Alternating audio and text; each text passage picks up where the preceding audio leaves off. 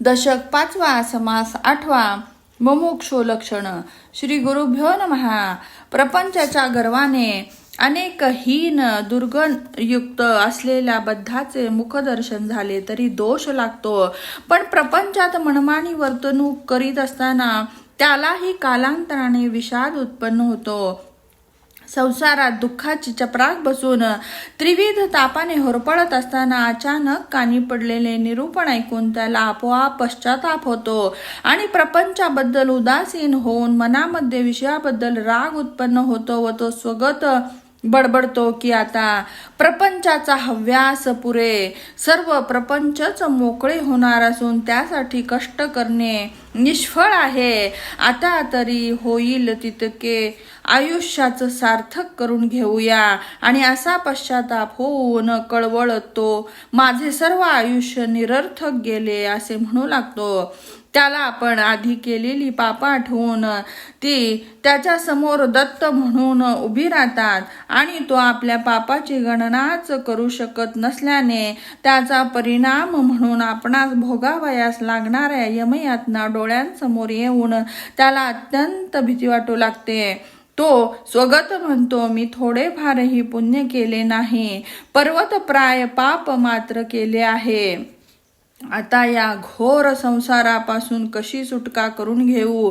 मी माझे दोष लपवले, एवढेच नव्हे तर चांगल्या माणसावर विनाकारण गुणदोषांचे आरोप केले. हे देवा, मी निष्कारण संत साधू सज्जनांची निंदा केली. निंदे इतके पाप दुसरे कोणतेही नाही असे म्हणतात, पण तेच माझ्याकडून भरपूर घडले. माझे दुर्गुण इतके आहेत की त्यामध्ये आकाश सहज बुडून जाते. मी संतांना ओळखले नाही, कधीही ईश्वराची पूजा केली नाही, अतिथी अभ्यागतांना आनंदित केले नाही. माझे पूर्व पाप जाड येऊन त्याने माझ्या हातून कोणतेही सत्कार्य घडू दिले नाही असे म्हणावयास हरकत नाही. म्हणूनच माझे मन सदैव नको ते करण्यास उद्युक्त झाले. मी शरीर कष्टविले नाही, परोपकार केला नाही आणि कामांध झाल्याने आचरणाचे रक्षण केले नाही. मी भक्तिमातेस बुडविले, शांती विश्रांती मोडून टाकली आणि सद्वासना सद्बुद्धी बिघडवून टाकली. असे असताना माझे सार्थक कसे होईल? मी विनाकारण दोष कर्म केले, माझ्यामध्ये विचार ही गोष्टच उरली नव्हती. आता मी काय उपाय करू? मी परलोक प्राप्ती कशी होईल? मी काय केले तर भगवंत मिळेल? मी भावनिक केवळ लौकिकासाठी धडपडलो, दंभाने दिखाऊ कर्मांचा अट्टाहास धरला. मी लोकांपुढे कीर्तन करीत असलो तरी ते केवळ उदरपोषणासाठीच, माझ्या स्वार्थासाठी देवांना बाजारात मांडले. हे देवा, माझे खोटारडे गुण मलाच माहीत आहेत.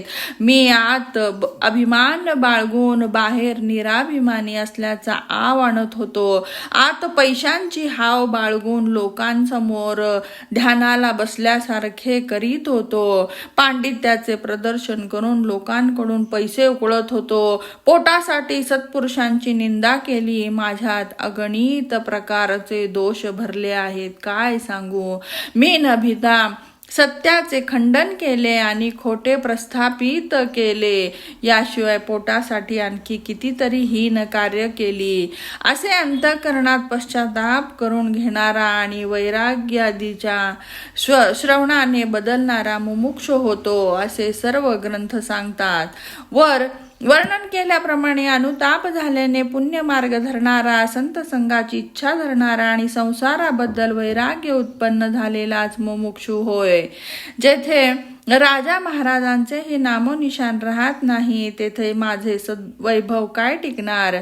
त्याचा भरोसा न धरता आता सत्संग धरूया असा विचार करणारा तोच मुमुक्षु होय. वैराग्याच्या जोरावर आपले दुर्गुण पाहून दुःखी होऊन तो स्वतःच्या कृत्याचा विषाद मानतो आणि म्हणतो, मी किती कृतज्ञ, किती दांभिक, मी किती हीन वर्तन करीत होतो. मी अधम चांडाळ, मी दुराचारी नीच, मी मूर्तिमंत पापिष्ठ, मी अभक्त दुर्जन, हिनाहूनही हीन, मी केवळ पाषाण होऊन जन्मलो. मी दुराभिमानी अत्यंत तुसडा व्यसनाधीन झालो आहे. मी आळशी, अंगचुकार, कपटी, भित्रा आणि अविचारी मूर्ख झालो आहे. मी किंमत शून्य, तोंडाळ, नुसता पाखंडी, कुबुद्धी, कुटील बुद्धीचा आहे. मी संपूर्ण अज्ञानी, सर्वांपेक्षा खालचा इत्यादी आपल्या दुर्गुणांचे वर्णन आपणच करणारा तो मुमुक्षू असे समजावे. तो आपल्याबद्दल अजूनही असे सांगतो की मी अत्यंत स्वार्थी, मी कुत्सित, मी अघोर, अयोग्य, मी हीन पात्र आहे. मी सर्व प्रकारचा नीच आहे. मी किती अनर्थ करणारा, मी परमार्थी नाही बाबा. मी सर्व वाईट गुणांची रासच असून व्यर्थ जन्म घेतला आहे. मी भूमिभार झालो आहे. वर सांगितल्याप्रमाणे स्वतःला परोपरीने शिव्या घालून घेत संसाराबद्दल अनास्था बाळगणारा आणि संतांच्या संगतीची अभिलाषा बाळगणारा मुमुक्षू असे समजा. तो शांतीच्या प्राप्तीसाठी एका तीर्थापासून दुसरे तीर्थ असे करीत तीर्थाटन करतो. शम, दम इत्यादी साधनांचे अनुष्ठान करतो आणि अनेक ग्रंथांचे वाचन करतो. ग्रंथ चाळतो, पण कोठेही समाधान प्राप्त न होता सर्व ठिकाणी काही न काही उणिवा, संशय येत असल्याने शेवटी आपण संतांना शरण जाऊन विचारूया असा विचार करतो आणि देहाचा मोठेपणा, श्रेष्ठ कुलाचा अहंकार, श्रीमंतीचा गर्व, मानाचा अभिमान सर्व बाजूला सारून संतांच्या चरणी शरणागती पत्करतो.